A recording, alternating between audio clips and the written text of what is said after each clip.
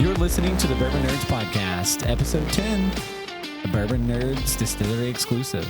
Part 1 featuring Rod Davis, production manager and tour guide of the Hochatown Distilling Company. So, Rod, how are you doing today? I'm great. How are you guys doing? We're doing pretty good. We appreciate you coming on the podcast. We're really excited about this episode. We've been talking about it since, you got this set up. So yeah, we really appreciate you taking the time. I know you guys are busy. You got a lot going on. So we're excited to talk. We're excited to nerd out today. Yeah, Me too. Yeah. Me too.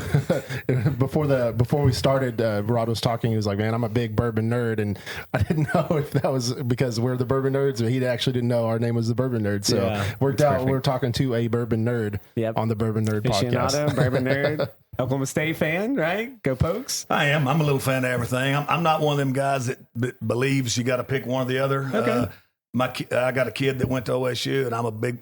If I'd have went to college, I'd have went to OSU. If I'd have played football, I might have went to OU. But fair. I didn't go to either one. I played football in Texas or went to school in Texas, and so I just love them both. Hell, I love Southeastern and Northeastern and Southwestern. I'm just an Oklahoma, Texas kid. Okay, so. Nothing wrong with that at all. Yeah, I played basketball at Southeastern. I didn't quite make it up to the big, Division I. No, I stood in one place too long. My feet didn't move fast enough to play at OU. So yeah, I partied a little too much, so I didn't quite make it through my basketball career there. But I did play a contender. Yeah.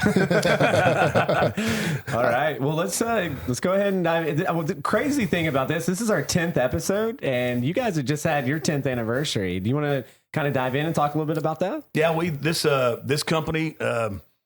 The estimated, in business since on everything around here is 2015. They actually got together a little bit before that, the brothers that own this. And, but yeah, it's a big deal. It's 10 years. It's quite an endeavor. I tell people it's taken us 10 years to get a 4-year-old bourbon. And that's just how long the aging process and all the things that go into it. But we're proud of that. I'm actually hoping that the actual anniversary is sometime around the 4th of July. The actual anniversary. I just know that 2025 will be 10 years, and hopefully we'll have a good time this summer when it actually happens. I know I'll have to dive into more on the actual dates, but yeah, it's 10 years. It's been quite a journey. I've been with them for just a little over half of that. Yeah, so. that's amazing. Is there anything you guys have planned for your 10-year anniversary, or anything if you can't talk about it, then it's not a big deal. Well, we have my boss, Blue McDaniel, has a lot of things in his brain because his brain is going all the time, but. I just mentioned some things about maybe a future, barrel proof, true cask strength kind of barrel pick. Speaking my love language. Yeah. We're not in the barrel pick world just yet. We've had some pretty famous people. Fred Minnick drinks some of our whiskey, and he's pretty famous Oklahoma guy. Oh yeah, for sure, absolutely. And so we're gonna have. I keep harassing him about coming out with that barrel pick, but I want it to be. True barrel strength, because our single barrel right now is 120 proof. So I want to keep it uncut and do it the way they do it like that. So. Oh, for sure. And that's some of the best stuff. Like I'm a big uncut, unfiltered kind of guy. And I always feel like you get the best flavors, and everything just pops. So yeah, I'd be really excited to see that kind of stuff. Yeah, absolutely. I mean, I couldn't agree more. I love getting a little proof. And it's funny because, you're still young in your bourbon journey. And yeah, I've actually been drinking bourbon. It was a year in November, so only about 14 months or so. Yeah, if it's not 120 plus, Garrett doesn't really like it anymore. That's not quite true. That's not his thing. Yeah, that's kind of a tough place to start. When you start your journey, it usually starts down around 80 to 90 for most folks. I just worked my way up really fast. I don't know. I'm a fast learner. Yeah. I still, like the lower stuff. Like I still enjoy the Eagle Rare 10 and it's 90 proof, or I like the Russell's 10, which is 90 proof. So it's not just a proof thing, but I do enjoy your stags, things like that. It punches you in the mouth. I mean, that's why you drink a bourbon, right? You want it to stand out. Sure. And the single barrel from you guys is my favorite offering because it's 120 proof and just a little bit more. Yeah. So Rod, can you go into the history of Hochatown in general? A little bit. So the actual Hochatown itself is in the middle of Broken Bow Lake. That's where the town originated. So when they dammed up the river, the original Hochatown got moved over here to 259. And I guess since its inception, it was part of Broken Bow. It was never incorporated town like it is now. There's only about 215 permanent residents that live in Hochatown. Now there's several thousand cabins But there's only a little over 200 permanent residents. So I guess maybe a year and a half ago, they voted to remove themselves from Broken Bow. Oh, I didn't know that was so recent. Yes. Yeah, I didn't. So now it is a incorporated town. But with that comes all the things you have to do to be a town, which mainly is you have to have a police force, you have to have a fire chief, you have to have sewage and all the infrastructure. And forever, Broken Bow benefited from the tax dollars from Hochatown because it was part of, like a suburb, if you will, of Broken Bow. And that was kind of a fight. You know, I wasn't involved in it, but Blue was, and the McDaniel family was, and that was kind of Broken Bow liked the tax dollars. Yep. And I guess Hochatown, the citizens of Hochatown, got kind of tired of sending all the tax dollars to Broken Bow and not getting. I don't know, the argument was bang for your buck. Yeah. You know, and one of the things Hochatown's going through now is kind of the learning curve as far as getting. I know they've got a chief of police. I know they got a fire chief. The biggest complaint in Hochatown is not. The biggest complaint in Hochatown is not the cabins, it's the infrastructure, because the roads to some of these multi-million-dollar cabins suck. Yeah. They're absolutely terrible. Yeah, Sherry and Bruce tell me about all the issues they have with getting it's just roads awful, and stuff. but that's going to change. I mean, the highway's changing now as far as widening the highway down there, and you know, you got to be able to handle the traffic, and mainly from Texas. You got to be able to handle them coming in here, and that's the biggest complaint we have. I came up here a minute ago, and the traffic was lined up. Heading south all the way to Broken Bow. So that's kind of the history. Got a long history of liquor makers also around this area because you got the Mountain Fork River right here. Yeah, Sherry mentioned the moonshine. Do you know much about the history of the moonshine? Well, moonshine is not just a Hochatown deal. It's a McCurtain County deal. Yeah. My grandpa, he wasn't a hardcore moonshiner, but I know in his history, he made some liquor, and he always had some liquor. And he was a businessman. But I tell people on the tours, you know, moonshine is just a way of life. It wasn't, you had your hardcore, outrun the law kind of moonshiners. Yeah. And then you had the businessmen that just had to steal. And they would drink a little bit and give a little bit away. But it was just a way of life. And that's, you know, and what made it historical here was water. When you have rivers that are spring fed that come through limestone, and all the tributaries are the same way, you're going to have, you know, I tell people all the time, these old timers were good at two things: making moonshine and raising cattle.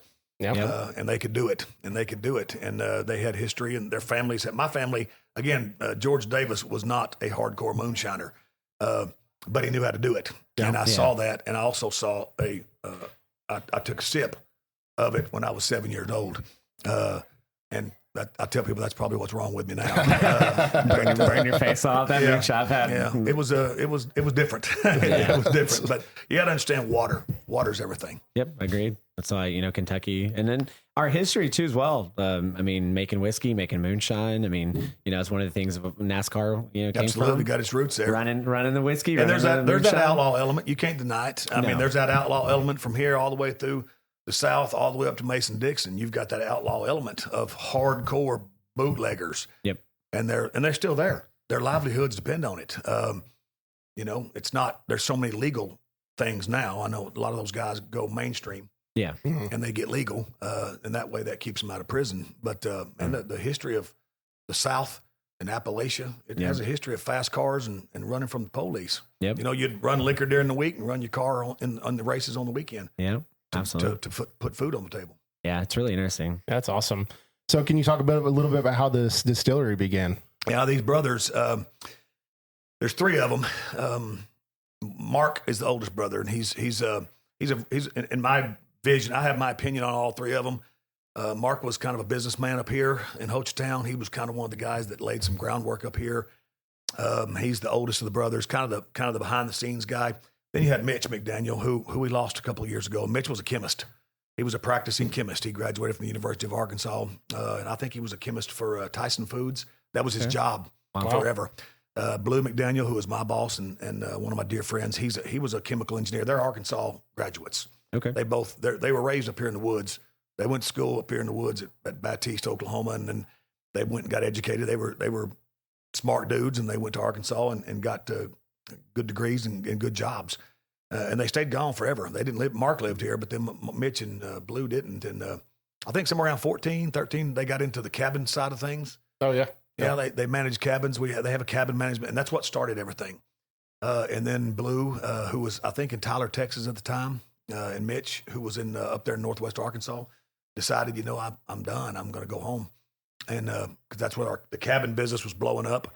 And they both have a passion, and they have history, and they have grandpa's uncles and kinfolks who made moonshine, and they understood how to do it. And you put those science backgrounds with the history of Hochatown and the history of McCurtain County, Oklahoma, it was going to be something special. It was going to be something special. And it is something special. Yeah, I bet that is really cool to have like a chemistry degree and be able to just make bourbon and use, chemistry and stuff. Mitch used to remind me of Walter White.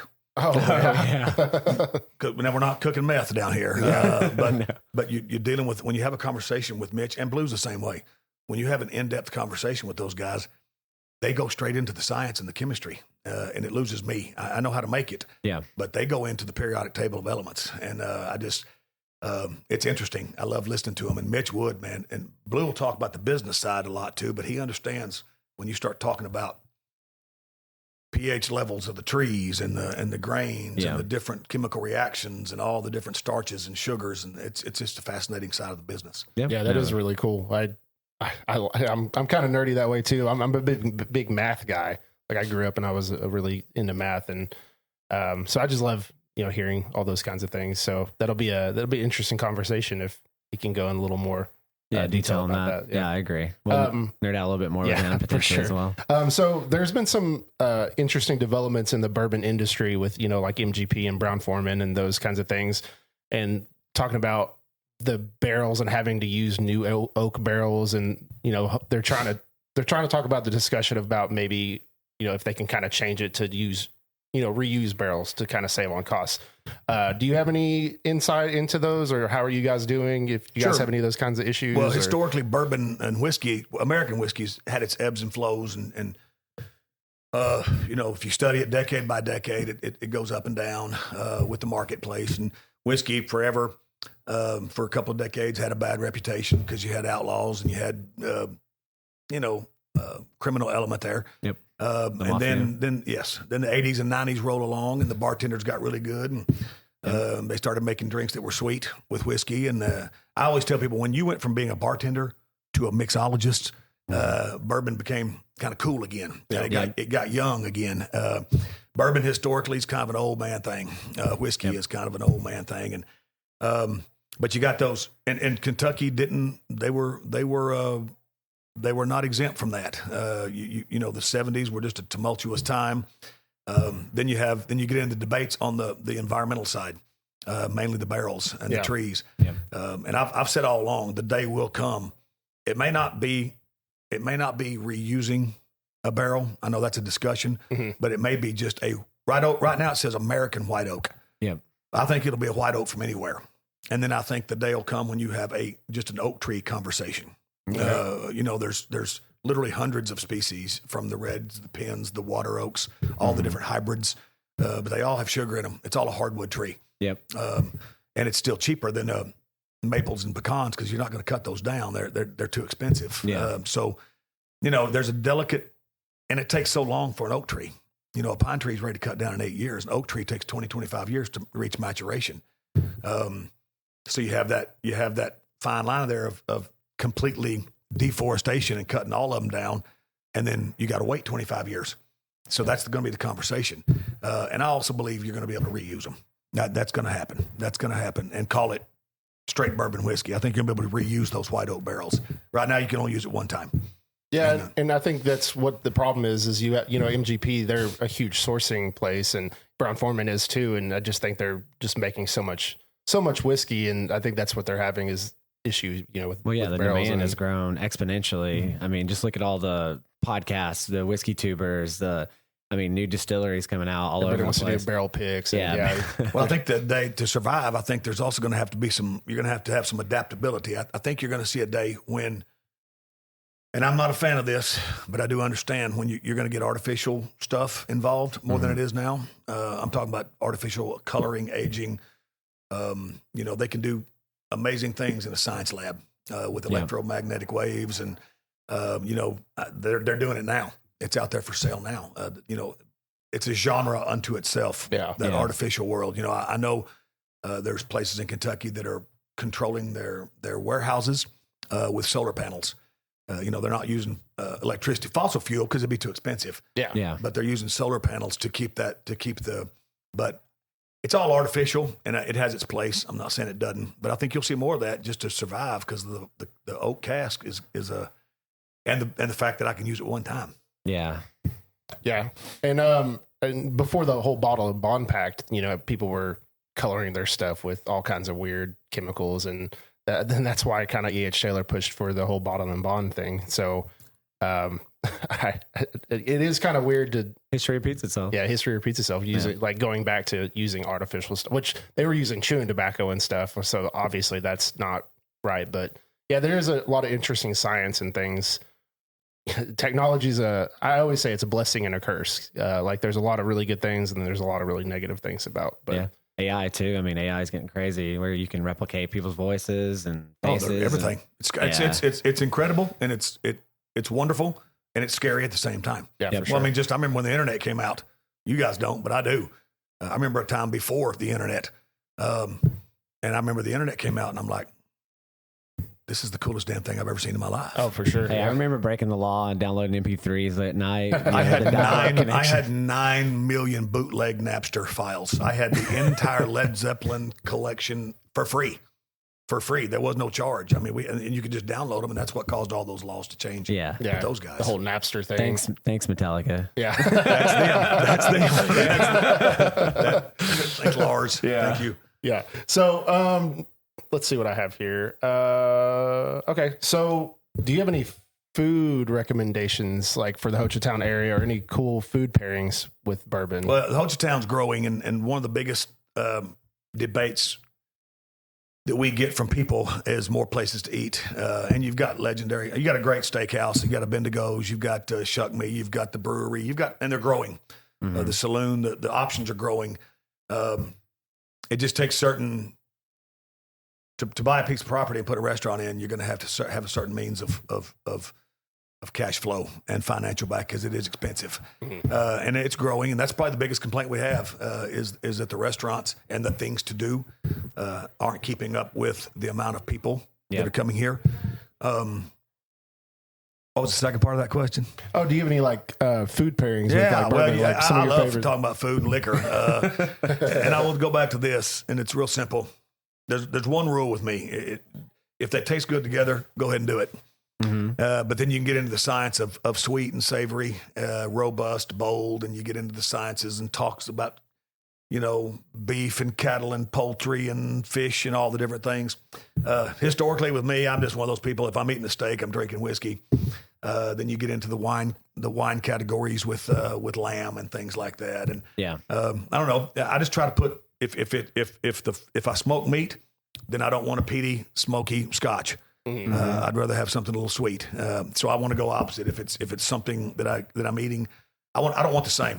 Okay. I don't want the same. That's just my personal preference. Makes sense. No, if I smoke a brisket, I don't want peaty Scotch with it or anything peaty. Yeah. I want more of a sweet, subtle corn liquor based kind of deal. So I don't know. Just, man, you can't go wrong, in my opinion, with a great cigar and a great ribeye and a great American whiskey.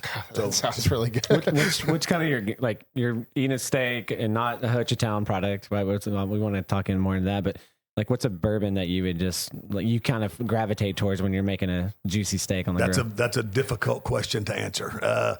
It's easy because I could name, if I had 10 choices. But I'm one of those people, George Stagg single barrel, high proof kind of stuff is legendary with a good, rare ribeye. Okay. And again, I tell people all the time, when people ask me that question, that I'll ask them, well, what are we talking about price point wise? Yeah. Because I don't want to put certain bourbons that are my favorites with somebody's that can afford more or afford less. Yeah. And because you got great $40 bottles of whiskey that'll pair great with a wonderful ribs and briskets and things like that. And then you have your higher end cognacs and sherries and brandies that might mix better with lamb and duck and things like that. But for me, man, it boils down to just a great cut of meat from Texas or Oklahoma. And then any whiskey really. I like George Stagg. I do. But I like the It's my single barrel, favorite. high proof stuff. Yeah. It's legendary to me. And For sure. We refer. Well, I do as perfect bourbon. I mean, I think it's just the George T. Stagg. Yeah. Yeah, it's pretty good. It's pricey, but it's worth it. Yeah. And I don't drink. It's one of those things you would save for. It's not a pull it off the shelf and pull it out, because if I pull that out with the guys I drink with, it's not going to last 15 minutes. Oh no, it definitely won't. It's not. And we're not sipping whiskey. We turn into drinking whiskey. Yeah, for sure. So you can do that real quick. I don't know. Just there's things that go with cold beer, and there's things that go with a good glass of wine, and there's things that go with just a hell of a bottle of bourbon. So yeah, absolutely. Can you give us a couple of recommendations on a good value cigar? Well, I'm not that guy, but I can tell you what I like. Ashton cigars. Okay. Ashton cigars. I'm simpleton when it comes to tobacco. I judge it on a couple things. Number one, how long is it going to take me to smoke the dang thing? Yeah. Because you get them big ones, and I want the cigar and the bourbon to end at the same time. Okay. Yeah, that makes sense. And Ashton makes a great cigar, and I look for leaves. I look for something that's sweet. If it's sweet and it adds to the bourbon, and that bourbon adds to the cigar, it doesn't take away from it. I don't want harshness in either one of them, and that's a simple kind of a roundabout answer, but I just don't want one to overwhelm the other. Oh, for sure. No, I think I think it makes sense. The guy that makes our cigars, we have cigars, and he's handpicked them. I can't remember his name. I got his card, but he's in Tulsa guy, and great cigar shop. And he just kind of handpicks things and says this right here pairs well with Hochatown Distillery bourbon, and we sell those right here. I wish I remembered his. I'm ashamed for not remembering his name, but he does a great job. And those Hochatown cigars are wonderful. Okay. But if it's mass produced, I'm going to go with an Ashton usually. Yeah. Okay. Awesome. Cool.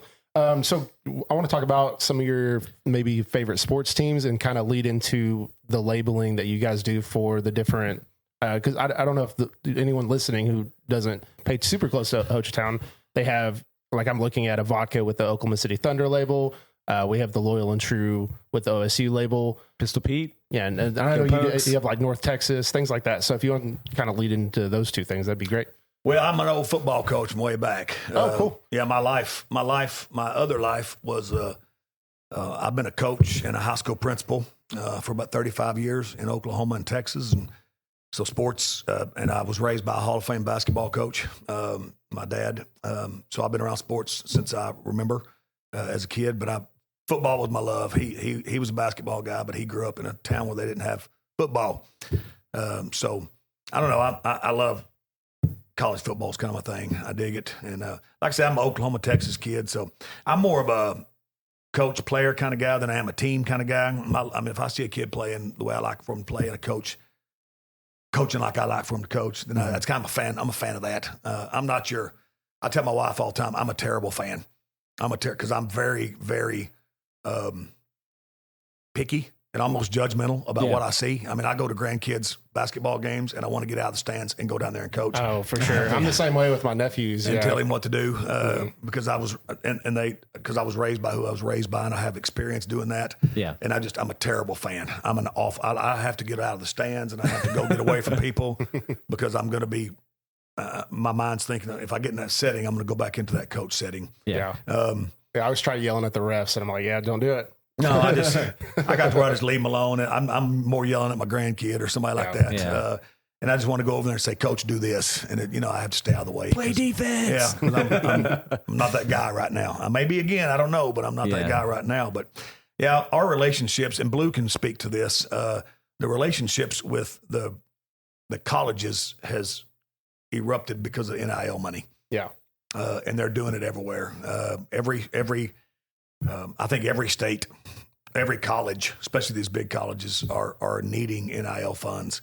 So they develop these partnerships with these big, and any partnership, restaurants, manufacturing partnerships, anybody who wants to contribute to NIL. It doesn't have to be just private contributions.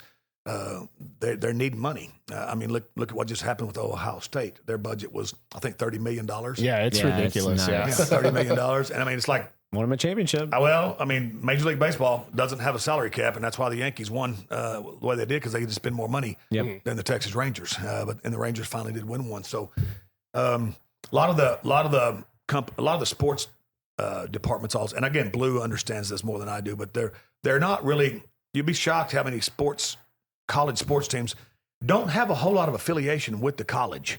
Like you have Learfield Sports and you have these other entities who own the rights to those games. Yeah. And you have to go through them. And Learfield Sports down here is a big one. It's a big one. So Oklahoma State, we were approached and we made some whiskey for them. That's called Lowell and True. And they wanted a series of label changes. So we're now on the second label. This one's called the 125 years of cowboy football. And they'll always say, brought to you by Learfield Sports.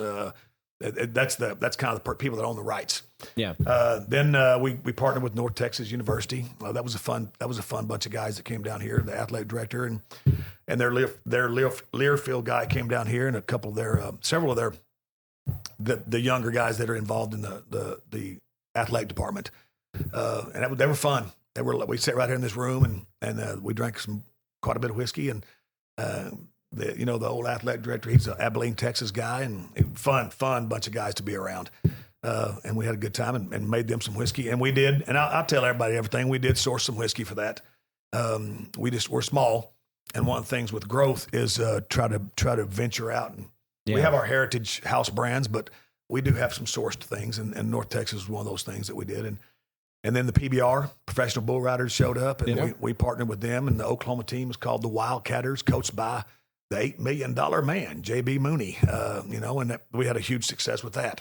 And hopefully we'll get to renew that and get to make some more of that. So, Soldier's Wish, Blue is a veteran. And Tyler, we have an incredible kid who's our distiller now. He's a veteran.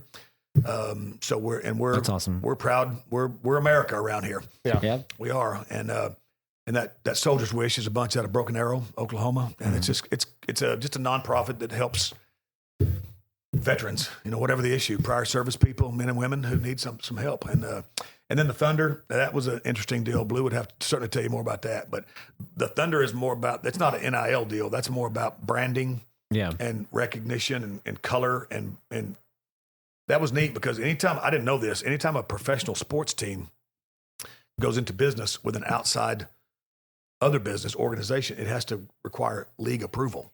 Oh, wow. I didn't know. I think there's 32 NBA teams. Yes. And I believe 30, right. The other 31 owners have to approve everything. That's because crazy. The NBA they're about branding. Yeah. Yes. And they don't want a black eye or they don't want negativity. They want growth and business opportunity and name recognition and the labeling and things like that. I think there was a deal on that contract where, we had to sell so much to keep going. And I know I haven't seen it yet, but I know that label's fixing to change. We're still going to keep making vodka for them, but that label's fixing to change. And I love the vodka here. I think it's it's one of the best vodkas I've tried. It's incredible. Yeah, I tell folks every tour, I'll put the vodka up against anybody's. Yeah, anybody's. I mean, I would like to do a side by side with Tito's. I know it's vodka, right? And there's only so much, but I remember walking away like, man, their vodka is really good. Yeah, it's all in that chill filtering, man. It's all in the cold filtering. And the Thunder are pretty damn good. And since you guys started making vodka for them, the team's been pretty good. I think we're the reason. Yes, I think we're the reason. There's some correlation there, maybe. Yeah, well, we do better and they do better. Everybody does better when you win. Yep, for sure. When you win, we need you to make some for the Mavs. Do you have any opinions on like the transfer portal in the NIL? Because I think it's kind of interesting in college these days, and everybody's kind of moving around and. I don't know. I have my own opinion on it. I don't know if you have. Well, I have a couple opinions. Number one, I understand capitalism and I understand free markets but loyalty's gone out the window. I couldn't agree more. I think sad. It's pay for play. Yep. It's pay for play. The problem with that, and people say, well, you're going to buy the better players. Yeah, but my dad has coached great basketball teams that did not have great players on the team. Absolutely. Yeah. And he's had college teams that had incredible kids that were probably Division I talents, and the team just didn't come together. There was no gelling. There was no esprit de corps, if you will. There was no one man, one heartbeat kind of deal. It was they had great talent. And I think you're going to see that. I think you're going to see teams with 10 draft picks, and they go 8-4.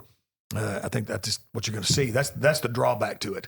And if the right coach can bring those guys together that have been playing football for 5 or 6 years and now they're getting paid as much as the assistants on the staff, if he can bring that together and keep the egos in check, then you got a chance to be great. And it happened with Ohio State. It did. I think they talked a lot. Just watching some interviews and stuff when they lost to Michigan. Players, coaches go back to that moment that pushed them to come together, because I think you were getting a lot of that egos, a lot of the we're good, we don't we can beat anybody. So I think that's really what kind of brought them together, which is crazy to think about. But that's pretty interesting. Well, they were a cool concept. They were a cool combination of recruits that came there and transfer portal, like the quarterback. He's a throwaway. He was a Kansas State throwaway. Yeah. And look what he did. Yeah. But he had the right staff. Yeah. And then he has those tremendous 5-star receivers and running backs. Yep. And it came together. Yeah. And magic can happen when that happens. So the drawback, you're going to see 8-4 teams with a bunch of draft picks on there, and they can't get them together. They just can't bring it together. That's the drawback. Yeah, you see a lot of that in basketball, NCAA. Yeah, like when the Dukes and Kentuckys are they're loaded. Everybody's going to play in the NBA. Yeah, and then it's just they go 20-10 and get beaten the second round of the NCAA. So you got your Butlers who are stuck together for 4 years, and then they make it to the Final Four a couple of years in a row. Yeah. They're stuck together, and I go back to that. My old coach used to say esprit de corps. That's a Marine concept.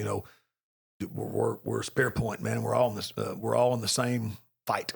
We're all in the same fight. When you can put that together as even a business, when everybody's on the same page, you can do some great things. So do you follow the Cowboys a little bit? I do.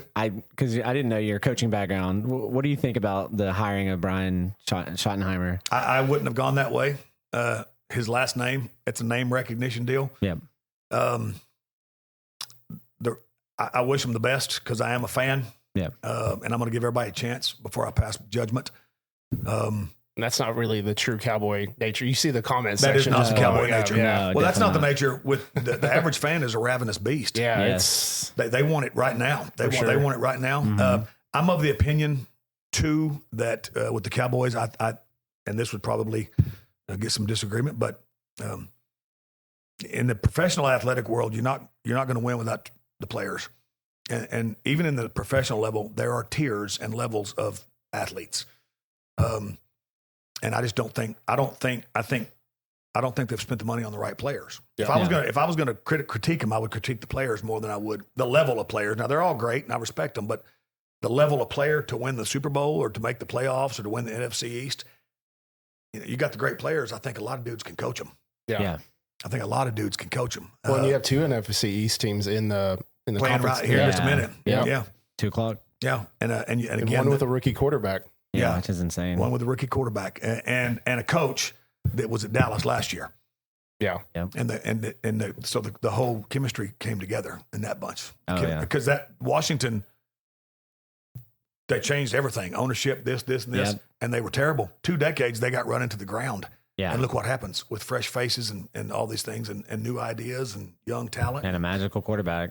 And a magical quarterback. I think that's the problem we have in like Chicago with the Bears or like the Jets, Also, I think the Cowboys, one of their issues, which I think a lot of Cowboy fans agree, is Jerry Jones, trying to be the GM whenever, their best seasons are when Jimmy Johnson was the GM. But Jerry's unapologetic. That's one thing you have to like him or not. He'll tell you, I bought the team to be involved. Yeah. And he'll tell you it's mine. Yep. And he's not shy about it. And he's not. And like him or not, he's going to rub a bunch of people the wrong way. But Jerry's a businessman. And that's another thing he's not ashamed of telling you. He's not a GM. He's not a football coach, but he's a businessman. Yeah. And he's about making money. And he does it very well. And yes, he does. And winning football games. And this is sad. This is going to hurt some feelings with a lot of hardcore. Winning football games is secondary with that man, I think. Yeah. I mean, I think it's evident. It is. It's a valuable franchise. It makes money. Yeah. I was reading somewhere where some disgruntled lifetime season ticket holder made one brilliant comment. He said, the only way this is going to change is when people like me stop having season tickets. Yeah. No, we were actually talking about that. Stop buying jerseys, stop buying tickets. I mean, if he stops making money, you're going to force his hand. I mean, it's hard to even go to a game because everything's so expensive there. You can go pay $50, $60 to to stand in like a corner of the stadium, not even like a seat. And then, you know, your parking prices and your concession prices. It's all Jerry Joe margaritas. You gotta watch those out too. I saw a post the other day. It was the New Orleans Saints, and they were showing their concession prices. You know, you can get a hot dog for $2, or because he wants, you know, the experience. He wants everybody coming. And I wish more owners were more like that, because it'd be great to go and not have to worry about spending $100 for a couple burgers and drinks and a couple hot dogs that'll kill you. Well, you need to be. You got to be a little bit family friendly. Yeah. For the average Joe that wants to take his kids to a game. Yeah. And you can't price them out. And I got an opinion. If you're relying on hot dogs and beer to pay the salaries, then you need to get a better football team. Yeah. Because the money's in the TV and all the streaming and all that. That's where the money's at. It's not in Jersey. Now I realize that that's millions of dollars and it's a big deal, but that's not where it's at. It's in the TV stuff. Yeah. That's where you pay everything. And it's kind of interesting these days where you have like a Thursday night football game on like Amazon, or there's just so many different places. You're like, well, I don't even know where to watch the game. Yeah, Paramount. Like what? Like I need 15 streaming services to watch a game anymore. It's that's what they're trying to do. Get that extra revenue for sure. Sure. Well, you want to dive into talk a little bit about making bourbon, and we can go through some maybe. What favorites. do you feel like is the most? You know, I'm sure this can get a different answer for a different day. What do you think is the most important part of making bourbon? Water. Okay. I think, and you'll look at all the history, especially in Kentucky and Tennessee, with that water. Mm-hmm. You don't want to. I mean, everybody. I can clean the water up. You can run reverse osmosis on the water, and you can make it better after it comes through these plants, and they add all that stuff to it. But when you have limestone water, you don't have to do anything to it. It's the best water on the planet. If your water's not very good, then your liquor's not going to be very good. And then you can get into conversations about grains, procuring, sourcing grains. Big distilleries don't really source grains from a particular farm, if you will. Yeah. They know where they came from. They came from the Corn Belt, which is where we live. But you know, I think grassroots whiskey making is water, grains. Then you get into the science of mash bills, your recipes, how you want it to taste. Then you can dive really deep into starches and sugars and fermentation. And I mean, you can have a conversation with those types of people for literally hours. Yeah. Hours. Yeah. About the reactions and the things that go on inside those pots, column stills versus pot stills. And, you know, it's fascinating. This is the nerd stuff right here, man. Oh, for sure. This is, because I'm telling you, these guys I work for, they dive into that. We have spent the last 2 weeks messing with our mash tanks on heating them up and cooling them down and changing the percentages of corn that go in there, percentages of amylase and calcium and all the things, and then the gallons of water. It's truly a science experiment. And then putting 2 runs versus 3 runs into a fermenter. And it's all about, you know, because everything's about heating and cooling. Yep. And the yeast, you know, the yeast. I tell people part of my tour is giving definitions and histories of yeast, and that's really a boring conversation. That's about like weed eating and lawn mowing, you know. But you know, if it gets too cold, it goes inactive. You can't refire it. If it gets too hot, you kill it. So you got to control. You got to control the drip and the water that goes into those fermenting tanks, and that's fascinating stuff to me. But generally, the general public don't care anything about that. And then you've made your ethanol. You've got your fermentable sugar, and then you put it in a still, and you distill it. And it's just, it's simple. We're going to separate the good part and the bad part. We're going to wash it. Yeah. We're going to wash it clean with heat and vapor. And it's so cool when it comes out of the worm, when it starts running. And that's the nostalgic part for me. Man. Really is. That's awesome. You can tell you're passionate about it. I love it. Yeah, no, that is super interesting stuff. And the whole process of making whiskey is just fascinating. Like, because, you know, when you're just getting into it, you're just going and seeing bottles on the shelf. But then when you start doing tours and kind of seeing how everyone creates, it's just, there's just so much to it. And like, man, that puts there's a lot of effort that goes into making what strain of corn, where are they getting their corn, where are they getting their barrels, where they're, what are they adding to it? And I love the grain to glass places. I don't know if you've had Frey Ranch, but they make everything there. And when you drink it, you get that complexity of kind of like, you can kind of taste everything that they're putting into it. And so I just think that's really cool. And I'd love to go and check them out because that seems like a really cool process that they do. And they're making some damn good bourbon. Yeah. They are. They sure are. Yeah. I got a couple bottles at home. That uncut. That uncut. Yeah. It's so good. Like it's like each drink is kind of different. And that's what I like. I like the complexity because, if you go out and you can get your Buffalo Traces and all that stuff all day and, you're going to get bourbon, but I like to get a little more complexity to it myself. And it makes it a little more interesting, makes me want to go buy more of that kind of stuff. Yep, I agree. And you can get into the conversations. It's also intriguing when you start talking about the barrels because people think it's just a white oak tree. Well, it is legally, but there's so much more to it. I mean, some of the barrel tricks, especially with legends like Maker's Mark and people like that, when they start taking the barrels apart and then putting them back together, taking the liquor out and then shoving staves down in the barrels and all the different cool stuff that they can do within the realm of the law. Yeah.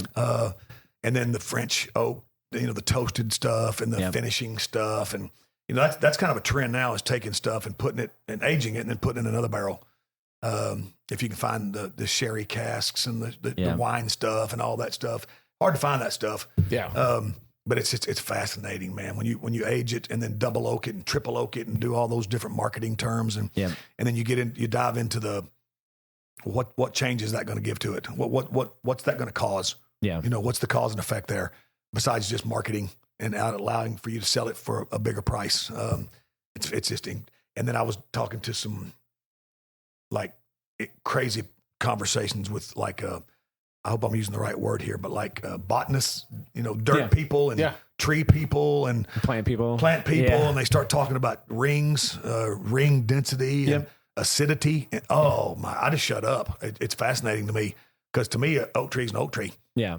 But they'll tell you oak trees that are grown in Missouri are not the same as oak trees that are grown in Appalachia. Yeah. And then I'm like, why not? And they start talking about acidity and soil content, density, and I'm like, pH levels, man, altitude. You lost me, but I'm listening. I'm listening. Climate. Climate. I mean, it's just incredible. It is interesting. You can just throw this like white dog into a barrel, and then the barrel just gives you all these different flavors and sugars, and it just kind of blows my mind where I can't just comprehend it. It's the art. Yeah. There's a science, and then there's an art. Yes. The caramels and the apples. Yeah. And all the stuff that I've heard on these tours. I mean, and I hear these people and talking about notes and the aromatics and the vapors and all the stuff. And I tell people there's no wrong answer. And the vast array of what people talk to me about when we're drinking whiskey, I love it because we're drinking the same stuff and you'll get 4 completely different answers. Yeah, people have a lot of different and palates, they're all correct. Different palate, yeah. There's no wrong answer. I watch them guys them guys that do it for a living on YouTube and stuff like that, and they drink whiskey for a living. Yeah. And I got to figure out how to get in on some of that. I want to get in on some of that deal, but and these are guys that understand the nuances and they'll give 2 totally different answers. Yeah. And I love it. That's the thing that's intriguing to me about it. Yeah, and you were talking about Bourbon Junkies earlier, and they didn't like the cellar aged makers, and we opened a bottle because I was like, oh, well, they don't like it. Maybe I won't like it. But he got a bottle of it. We tried it, and we're like, oh my god, I love this bottle. I don't know if you've had the cellar aged. I have. It is outstanding. I have. Like best thing I've ever had from makers. That's another cool thing about it is you'll hear people saying they like one, and another group say they don't like it. And then you'll have somebody. Doesn't make you wrong, like you were saying. It doesn't make you wrong. Yeah. It's what you like. It's a palate. And then some people, I've got friends that won't buy anything less than $300, $400, $500,000, and then I got buddies that won't buy anything over $60. Yeah, and they're both correct. Yeah, they're both correct, and that's where you have to find that sweet spot for you as far as value for your dollar. What do you like for what you can spend? Because you can spend as much as you want. Y'all know as well as I do. You can spend as much as you want in this business. Mm-hmm. Or you can buy don't laugh at me for saying this, but you can buy a $30 bottle of Wild Turkey 101 and enjoy it. I love Wild Turkey 101. Yeah, enjoy it. Good. I mean, there's great bottles of $25 to $50 whiskey out there. Absolutely, for sure. And then you got the taters. The tater bottles. Tater bottles. Yeah. And I mean, you can't beat the smell of a rick house. Every time we go on the tour, that's my favorite part of the tour is to go in the rick house and just inhale it. Smells like. Yeah. Especially in the summer. Yeah. When you get the evaporation and the angel share begins, you get all that start to pour out and all that stuff. Especially too, there's other combinations even there. When you know, like Kentucky, you'll have rick houses and they're made of wood. They're made of oak, and they're open. They're not enclosed. You'll have the breeze flowing through, and you'll have all the aromatics from the springtime, and you'll have the whiskey starting to pour out of those barrels. And I tell folks, I'm like, man, if I had a mint julep and a betting window, I'd be in heaven right there, boy. There we go. So let's switch gears a little bit. So let's talk like if you're new to bourbon. So we're trying to push to get a lot of newcomers to our podcast. What would you recommend a Hochatown makes? Like, what's a good bottle? The small batch and the small batch select are kind of our entry level stuff. Our small batch select is our actually big seller. Our grain combinations, we're 80% corn. We're 10% malted barley and 10% rye, which is a pretty common grain bill in the whiskey world. The only difference between our two entry level small batch and small batch select is proof. We're not old enough to control the age. We're not old enough. I don't have 4-year-old offerings versus 8, 10, 12-year-old offerings. And that's why we're not big enough yet to do a lot of different things that the big boys do. But the small batch, 90 proof, great cocktails. It's a good pour right into a glass, and it's soft. It's pretty easy on the palate. The small batch select, it is our big seller, and the only difference between it and the small batch is the proof. It goes to 104 proof on that one. It just won an award too in Vine Pair. Oh, awesome! Oh, congratulations! Nice. Yeah, congratulations on that. Vine Pair. The article was I'm going to screw this up, but it had something to do with the title was the whiskey you have to try before you leave all 50 states. Oh, and nice. They chose small batch select for Oklahoma. That's awesome. They chose some friends of ours. At least I've met the brothers down in Denison, Texas. There's a distillery called Iron Root.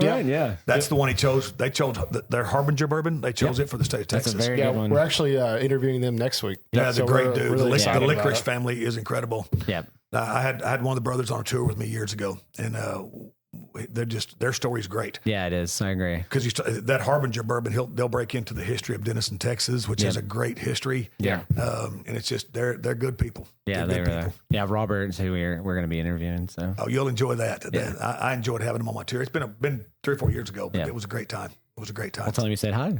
Thank you. So one of the big things of Hochatown is Bigfoot. Do you have any fun Bigfoot stories? Well, I've got several Bigfoot stories. Some of them I can't tell. I always jokingly say, as a joke, Bigfoot sightings in Hochatown skyrocket on the weekends. And there's combinations of drinking and other things going on.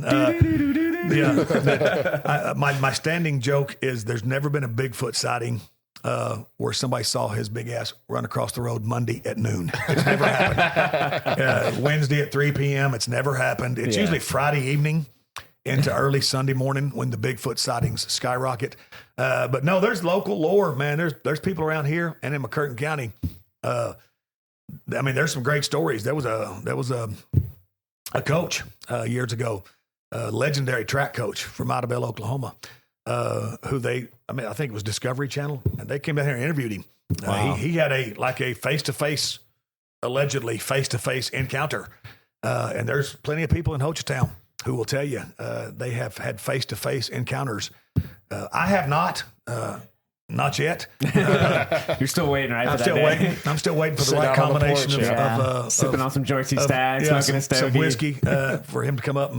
But it's a marketing thing here. In Hochatown, it's a marketing thing because you see them everywhere. Yeah. But it's also, there's some hardcore people, man. I ask people on the tours as a part of my little spiel. Are there believers in Bigfoot? Are there skeptics? Yeah.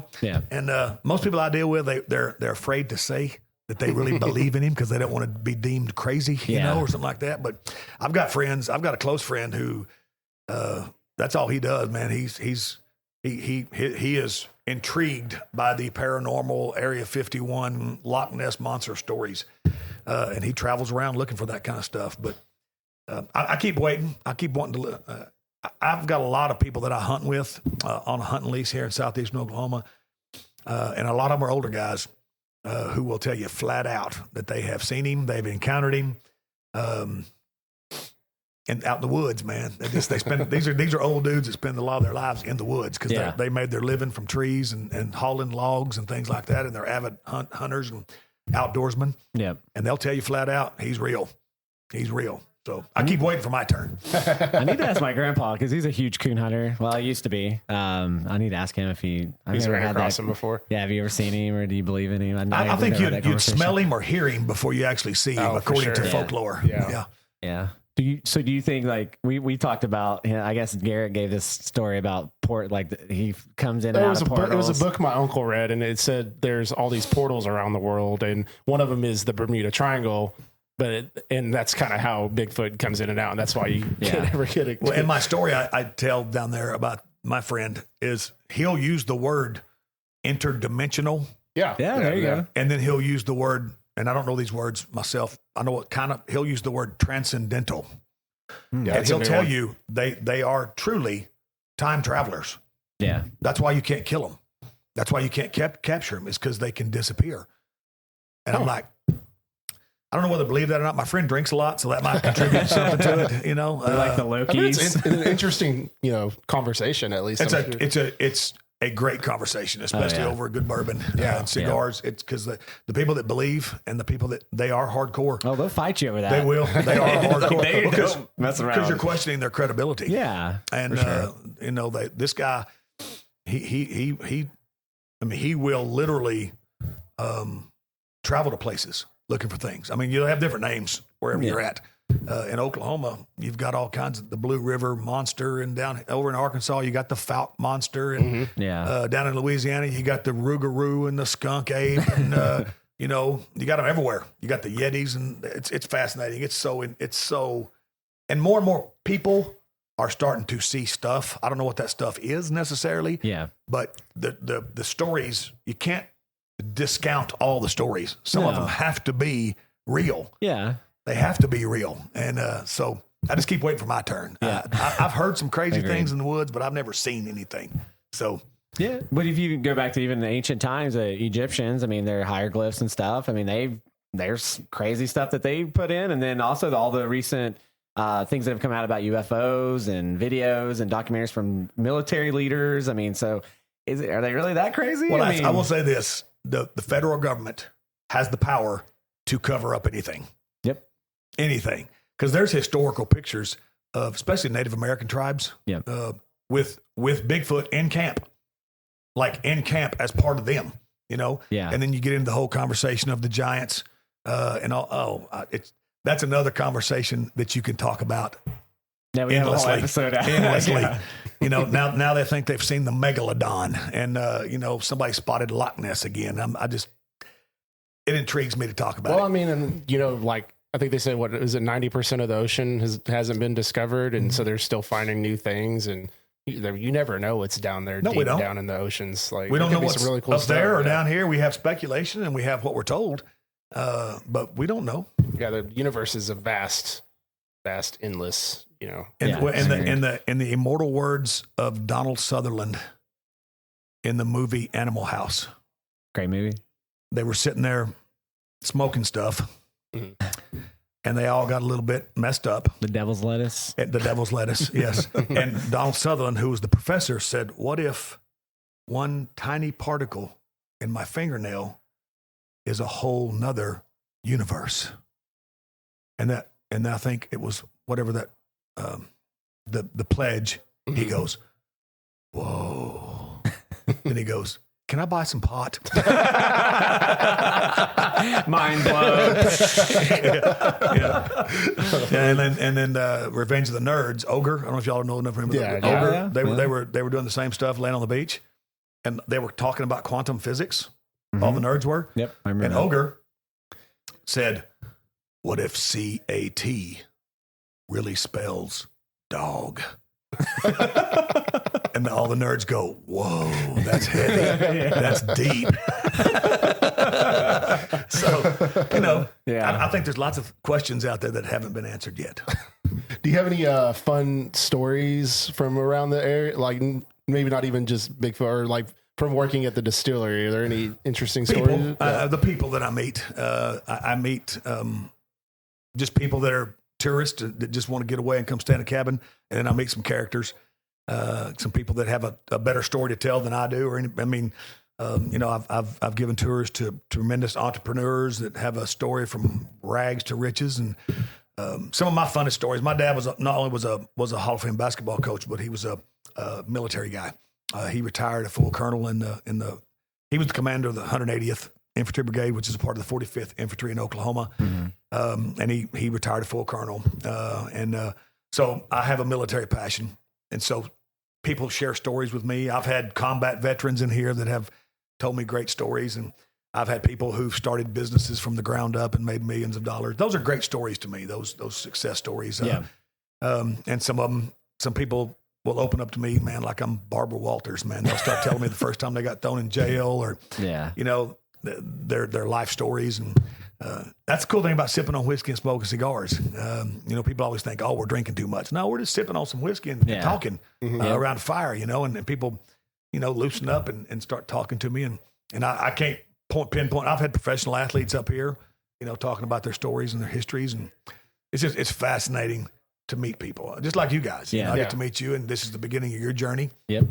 And I just love seeing people successful, and I want you to go live the dream, man, and change the world. Yeah. Well, you do a great job on your tour. I know when we came up here, we had a lot of fun. So if you haven't come up here, this is the most beautiful part of Oklahoma.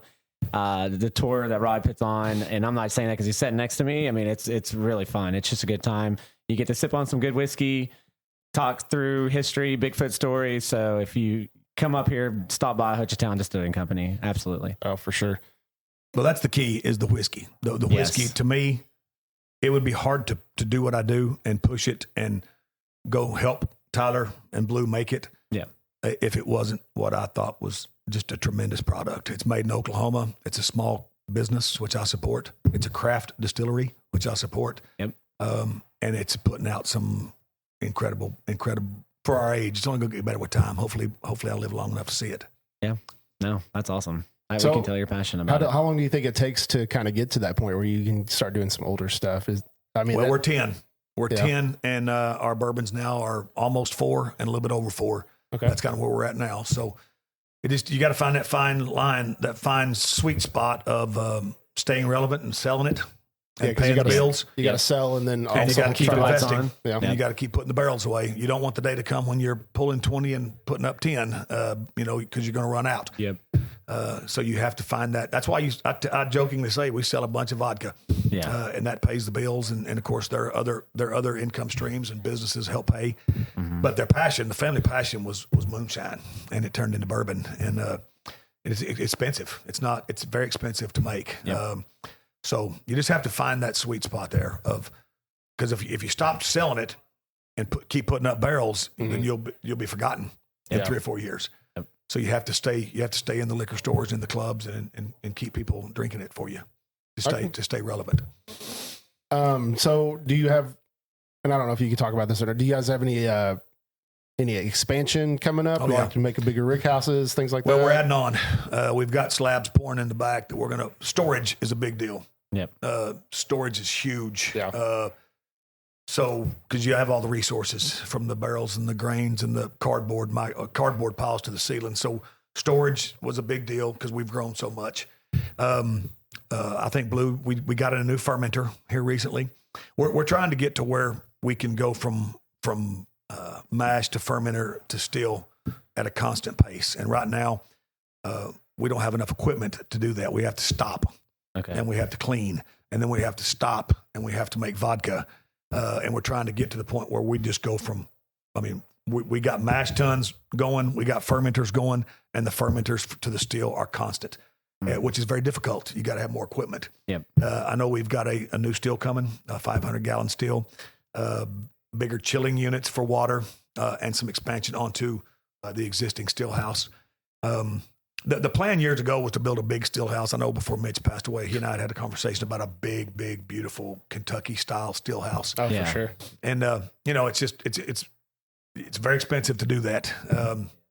So it's just easier right now to add on to what we have and to buy. Because if we have a bigger still, another fermenting tank to go with the ones we have, and more chilling units, and I can get that cycle of mash to ferment to still going, we'll pump out a lot more liquor, a lot more whiskey. Have you guys ever considered doing other parts to your mash bill other than just like malted barley and corn, like maybe doing something with wheat or, some of those other? Maybe. Again, I tell folks, I want people to like our whiskey. Yeah. Before we start changing a lot of things. Yeah. And I want, because you don't want to get gimmicky and you don't want to get to putting a lot of things out there early on. You want to, Blue, they want to stand on the bourbon. Yeah. And the bourbon is excellent. It's great whiskey. But you always have plans. People, the biggest question I get is, do you have plans for 8, 10, 12-year-old barrels? And I said, absolutely. Yeah. Absolutely. But it's going to take 20, 25 years to get there. Yeah. You can't snap your fingers and a quarter of a century pass you by. So, we're 10, those Kentucky companies are 240. Yeah. They're as old as America. Yep. Yeah. They really and, are. and they've gone through several ups and downs and trials and tribulations, and their stories are incredible. But absolutely, you have a vision. You have a short-term vision. That's pay the bills and keep the lights on and keep people employed. And then you have a long-term vision of how you want to change things, and you want to come out with something different. And I keep telling Blue all the time, I want a true, uncut, barrel-proof barrel pick, and I would love for Fred or anybody.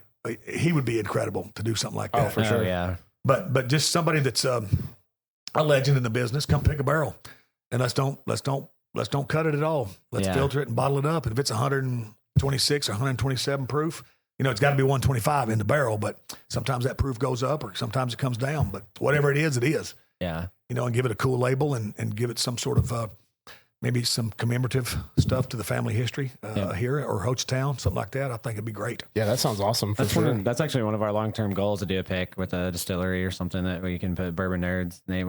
Hopefully, if we get big enough, right? I think you will. That's an awesome deal. You'll see a lot of those podcasters as they can continue up, and the YouTubers. Yeah. Or them. One of the things that I'm interested in doing, and because we don't have one here, I'm going to get some buddies of mine together here in McCurtain County, and I'm going to start just a real simple bourbon society. Yeah. I've been a part of a couple of those things in Texas, and of course down there there would be 200 guys and 200 or 300 people in it. Yeah. And those are the kind of groups that can actually go pick a barrel. Yeah. Those are if you got a liquor license, those are the kind of groups that can actually go buy a barrel. Yeah. And you have that buying power. And down there they just get with a store, like liquor store, to kind of help them. Absolutely. Yeah. To get you started. And that, this is one of those industries where it takes time to become famous. It does. It does. And you just got to. It's like making good whiskey. It takes time. It takes time. You can't rush it, and we're not going to rush it. We're going to do it the old fashioned way. Yep. So, I don't know. I hope it just keeps getting a bit older. That's right now. Our goal is to keep getting it a little bit older. Yeah. And Sherry mentioned that you might have, did you do a podcast at one point? Mm-hmm. So what was that podcast? Well, I've done a couple in here. There used to be a Hochatown podcast. Yeah. It was called Hochatown Happenings. They talked about everything Hochatown. Yeah. And Blue they have some other members of the family up here who are very active in incorporating Hochatown and the legal things and the roads and the infrastructure. And that was a hot topic of discussion, but they would talk about restaurants, and they would bring business owners in and people from Broken Bow and Hochatown. I got to do one. And at the time, I was actually still a head football coach. And so we talked a little bit about football and the school business and my experience doing that. But then we started talking about tour guides and whiskey and working for the McDaniels and just a little bit of everything. And then I did one with some other gentlemen from Texas, and that was strictly about whiskey. That was strictly, I can't remember their name. I think they're out of Mansfield, Texas. But that was hardcore, pretty hardcore, because we actually were drinking whiskey during that podcast. Yeah. And that's typically what we do. Yeah, we usually drink whiskey while we're on. We'll do feature a side by side or a competition or something, and we kind of change it up. So. Well, y'all are gonna have to come up here, and we're gonna do another one of these. Hey, for sure. We would love to come out. Yeah, because I promise you, we'll line them up. But we need to do it on a Saturday so that y'all can drive home on a Sunday. I don't want to. Well, we stay in the cabin. Yeah, we're staying in the cabin at night. Yeah. Oh, okay. All right. But I would love to do that and give everybody one. Yeah, Ethan. We'll have to give everybody Ethan's one. pretty new to the whiskey journey himself, so he's experienced a lot of interesting things. Well, that's Maker's Mark, though. We figured that out last night. Yeah, the Maker's 46. Yeah. It's a legend. It's a legend. Yeah, I'd love to drink some whiskey with you guys, ours or anybody else's. Yeah, so we definitely have to do that again sometime. All the above. Yeah. So let's talk about what is your favorite product that you guys make? I'm a single barrel guy. Okay. We have 4 heritage brands: the small batch, which is 90 proof; the small batch select, which is 104 proof. Then we do a bottled and bond, which is a legal whiskey. From I really like your guys' bottled and bond. Bottled and bond is the history of the Bottled and Bond Act. The Bonding Act is pretty cool. Yeah, it's got to be 4 years old and got to be 100 proof.